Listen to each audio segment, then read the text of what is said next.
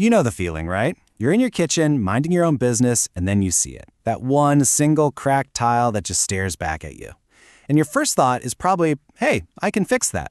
It seems so easy, but that little crack, it's often just the tip of a much, much bigger iceberg. So let's just get right to it. That quick weekend tile fix you're thinking about, can it actually hold up? Or is it really just a ticking time bomb, setting you up for a way bigger and way more expensive headache later on? Well, we're about to find out.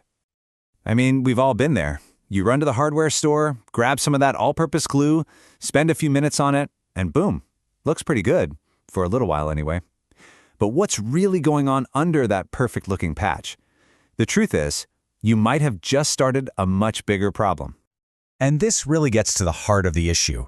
The reason most of those quick DIY repairs just don't last isn't about the stuff you can see. It's all about what you can't. The real fight is happening underneath the tile, below the surface. This really puts it all into perspective, doesn't it? We get so focused on that visible crack, that tip of the iceberg, that we completely forget about what's actually holding the whole floor together. The success or failure of your repair has almost nothing to do with gluing the tile itself, and everything to do with the hidden foundation under it.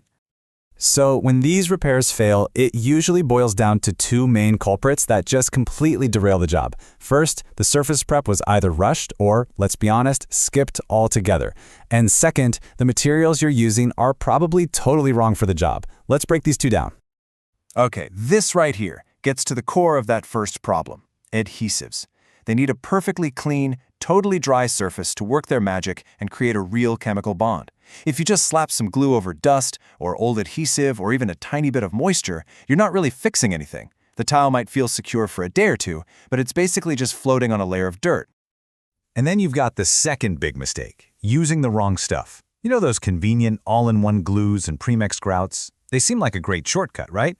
Well, the problem is, they're often not designed for places with a lot of moisture, like your bathroom. So instead of sealing water out, they can actually trap it underneath the tile, creating a perfect little breeding ground for mold and rot. Yikes. So you might be asking, what actually happens when that bond fails, or when moisture gets trapped? Well, this is exactly where a small $10 repair job can spiral into a massive multi-thousand-dollar disaster. And the consequences are way more serious than just a loose tile. You know, it all starts with something you probably wouldn't even notice. Just one tiny hairline gap in the grout or the sealant. It seems like nothing, but it's basically an open door for water. And here's the crazy part. Here's how that one little drop of water can cause a total catastrophe. First, it seeps under the tile and starts to soften the subfloor, turning it kind of spongy. That dark, damp space, it's a perfect home for mold to start growing. And before you know it, the whole foundation is weak, the tile starts to shift, and all that pressure, it cracks the tiles next to it. It's a total domino effect, all from one tiny gap you never even saw. So how can you tell if you're already headed for trouble? Well, you gotta listen to your floor. Seriously, tap on a tile.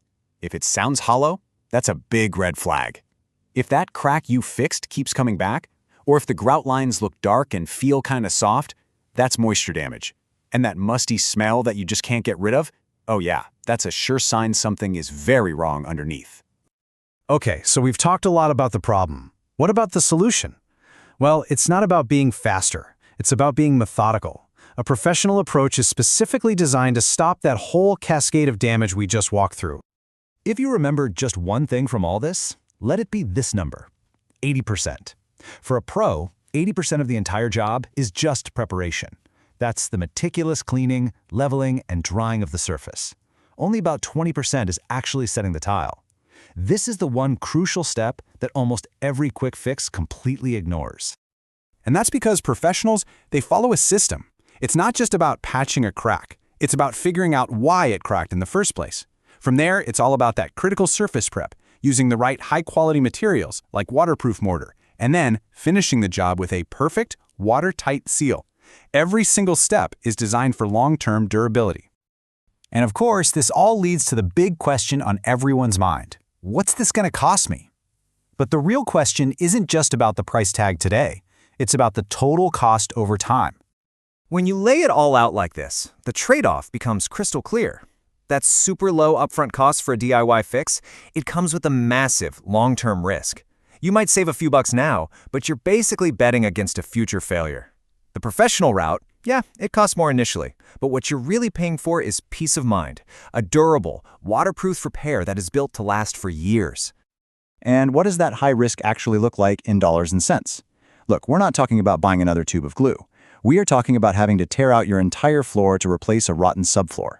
We're talking about hiring specialists for serious mold removal, or, worst case, having to retile a whole room because the damage just kept spreading. And really, that's the key takeaway here. You should think of a professional repair less like an expense and more like an insurance policy for your home. You're not just paying someone to stick a tile down, you're investing in protecting your home from thousands of dollars in damage that was completely preventable. So the next time you see that cracked tile, the real question to ask yourself isn't, can I fix this? It's this. Is saving a few dollars today really worth risking thousands of dollars tomorrow? The choice, of course, is always yours. You know